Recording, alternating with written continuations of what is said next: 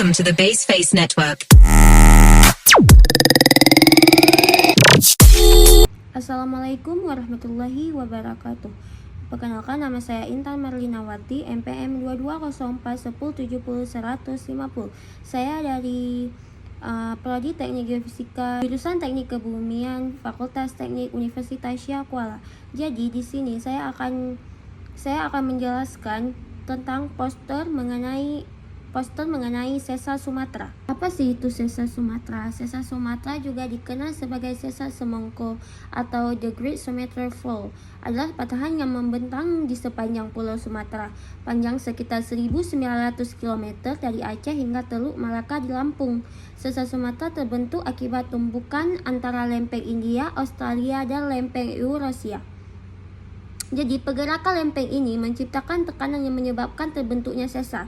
Sesar Sumatera merupakan salah satu sesar aktif terbesar di Indonesia dan merupakan daerah rawan gempa bumi dan tanah longsor. Sesar Sumatera terbentuk akibat tumbukan antara lempeng India dan Australia dan lempeng Eurasia. Pergerakan lempeng ini menciptakan tekanan yang menyebabkan terbentuknya sesar. Sesar Sumatera merupakan salah satu sesar aktif, merupakan sesar rawan gempa bumi dan tanah longsor.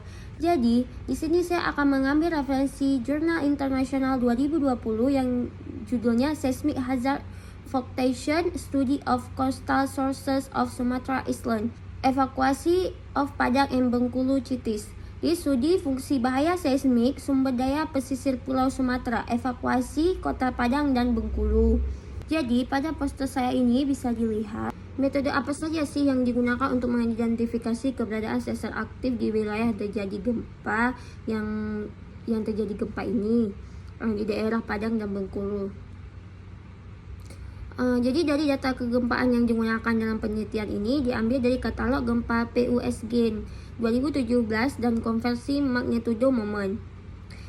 PUSGen ini merupakan konsorsium riset Indonesia yang mengkhususkan diri dalam bidang geohazard.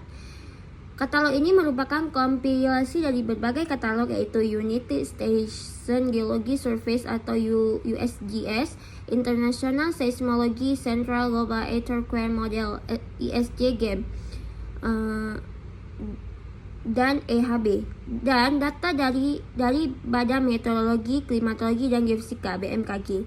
Teknik relokasi perbedaan ganda yang canggih juga telah diterapkan menggunakan jaringan BMKG regional untuk meningkatkan akurasi lokasi hypocenter. Data DPS yang digunakan di sekitar Kepulauan Sumatera dalam penelitian ini sebagai besar diambil dari Bradley untuk pergerakan keras kecepatan praseismik.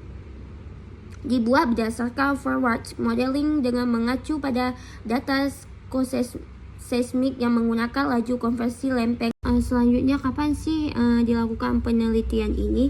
Jadi penelitian ini dilakukan pada rentang waktu 2018 sampai 2020. Setelah dilakukan penelitian, di manakah sih potensi gempa di daerah Padang dan Bengkulu yang berpotensi untuk terjadinya gempa?